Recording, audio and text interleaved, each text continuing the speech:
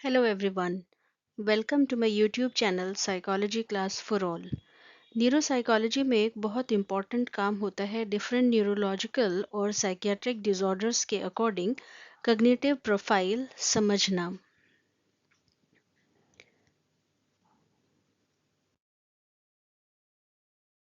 हर disorder brain के different areas और functions को अफेक्ट करता है, इसलिए असेसमेंट भी डिसऑर्डर स्पेसिफिक होता है।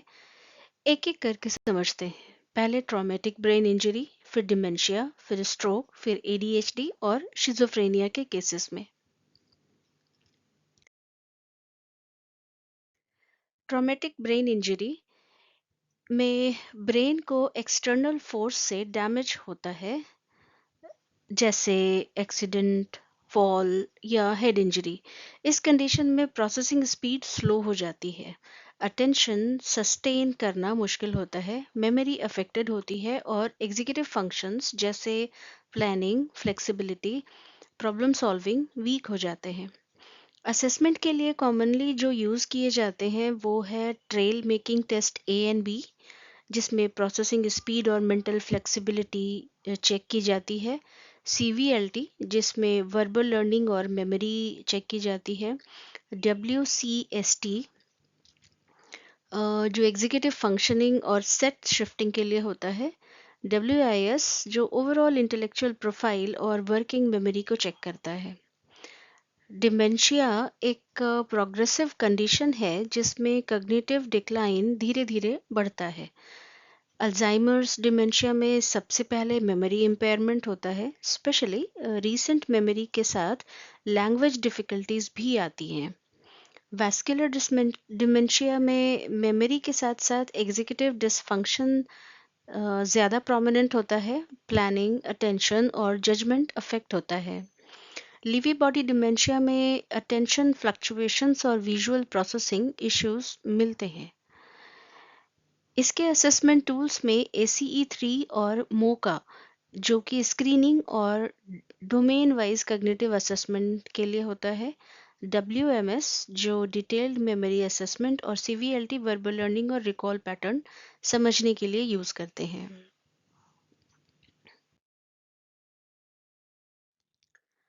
स्ट्रोक में ब्रेन के किसी स्पेसिफिक एरिया में ब्लड सप्लाई डिसरप्ट हो जाती है, इसलिए डेफिसिट लीजन लोकेशन के अकॉर्डिंग होते हैं। लेफ्ट हेमिस्फेयर स्ट्रोक में ज़्यादातर लैंग्वेज डेफिसिट्स दिखते हैं, जैसे अफेजिया, नेमिंग प्रॉब्लम्स या कॉम्प्रिहेंशन इश्यूज।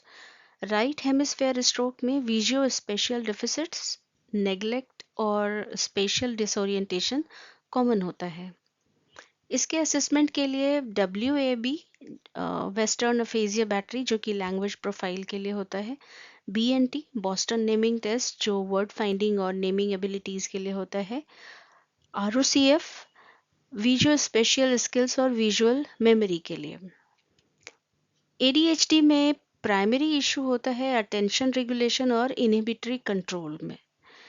चिल्ड्रन और एडल्ट्स दोनों में वर्किंग मेमोरी थोड़े वीक, इम्पल्स कंट्रोल पुअर और सस्टेन्ड अटेंशन में डिफ़िकल्टी होती है।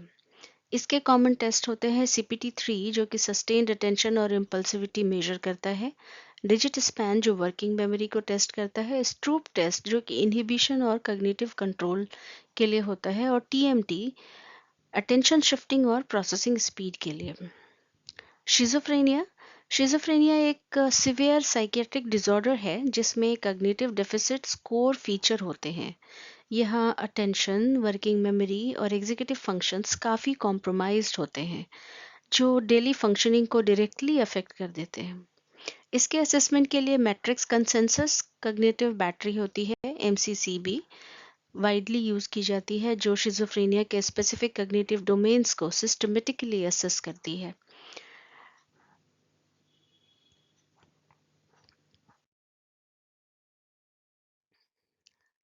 तो ये देखा जा सकता है कि न्यूरोसाइकोलॉजिकल असेसमेंट सिर्फ टेस्टिंग ही नहीं, बल्कि एक ब्रेन बिहेवियर मैपिंग प्रोसेस है, जिसमें डिसऑर्डर के हिसाब से कग्निटिव स्ट्रेंथ और वीकनेसेस को समझा जाता है। Thank you.